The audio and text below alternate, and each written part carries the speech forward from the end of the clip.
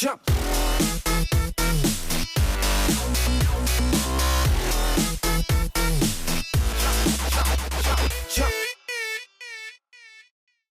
Hey guys, this weekend's going to be great because I have two puzzles to present.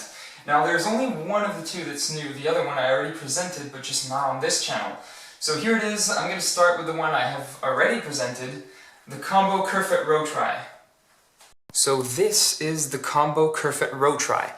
The reason I made this in the first place is that there was a school project in my engineering school where I got to choose the topic I wanted to study, and I decided to study hybrid twisty puzzles, which obviously made no sense to the teachers whatsoever. Anyways, it was a great opportunity to test out a resin 3D printer. So the original one, the one I presented on my school's YouTube channel, and I've put a link in the description below for that, is this one. Also, I really recommend that you watch the original video because there's a, it shows the design process and the printing process and the whole assembly process, really. The only problem with this material is that, first of all, it's a bit like rubber, like what you would find on the wheels of a skateboard. As you can see, there's some sort of residue, and that's just because of friction. So the problem with this puzzle is that there is a lot of that friction. So when you want to turn it, it feels really strange and it doesn't spin that well at all. Plus, it's easy to break, which is why it's in such a state. Now, I wanted to make one new, not only to show it on my YouTube channel, but also so that it could be printed in nylon and spin much better. So here it is.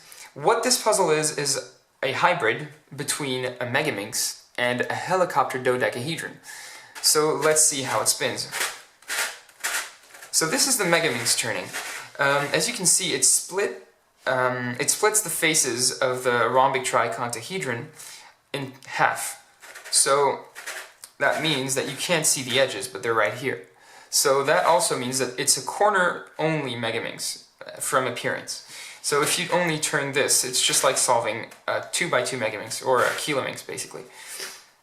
Now, what's really cool about this puzzle is obviously that it's hybrid, which means that there are multiple types of rotation. And the second type is the helicopter cube, right here. The helicopter dodecahedron, sorry. And that one is very, very smooth. It's really nice.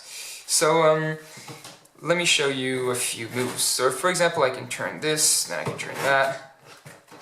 If I want, I can also do this, then turn it back 2 turns, and do this. Which means I basically switched 2 faces together, and that's really cool. You can only do this on hybrid puzzles, really, because usually, like for example, on a helicopter dodecahedron, you can't really switch edges together, or switch centers, sorry, together. And on a Kilominx, you just don't have extra faces like that to switch. So that's pretty nice. And it spins really, really well. So that's great. There's not really much to say about this puzzle. It's the classic hybrid that you'd find. I mean, here it's a helicopter dodecahedron, so obviously it jumbles. To answer the question that a lot of you are going to ask me, no, it does not. It can't turn. The Megaminx can't turn when the helicopter faces are jumbled or turned. It can only turn when they are aligned with the Megaminx cuts. So that's too bad. There's no extra jumbling or anything. I could have unbandaged those edges. I didn't, because I just think it looks better like this, because it just doesn't look as crowded when it comes to stickers. Sometimes it's nice to have some curvy stickers and everything, but no extra lines here and there, like everywhere on this puzzle, just to have this extra unbandaging function. I think it looks just really beautiful as it is. And that's why I actually spent so much money trying to make a second one. This thing just cost me more than $200 to print, more than 200 euros actually. So it's just like, I just bought it for me because I'm not going to be selling that like most of my puzzles. I just don't have the time to sell it. But it's really something I wanted in my collection, and to be honest, the quality of the previous one wasn't exactly what I would call shelf quality, or something basically I would put on my collection shelf. Even though it's still quite nice, you know, that color, this sort of bluish color, it's just, I mean, the quality's just too bad. It looks bad because of all those missing pieces and broken pieces and everything. I think this one looks better. It's intact. I can actually play with it. It's a fun puzzle to scramble and solve. I've actually had time to do that once, but it was really quick, and yeah, it's really nice. It's definitely a great puzzle to play with, very smooth and very fun. So yeah. And the parts aren't even that complicated, so technically I think it could be mass-produced. If any company's interested, they feel free to contact me, because honestly this puzzle is great. It's really, really cool. So yeah. Alright guys, I hope you like this hybrid puzzle right here.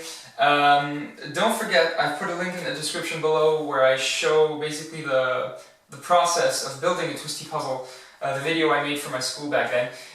Anyways, before I go, I want to ask you guys a question. I was thinking of doing a live broadcast soon where I design a puzzle in front of you guys. Would you be interested? If you would, please leave me a comment in the description below so I can plan everything. So yeah, that's about it for me. Don't forget to stay tuned because I'm releasing a new puzzle tomorrow. See you guys.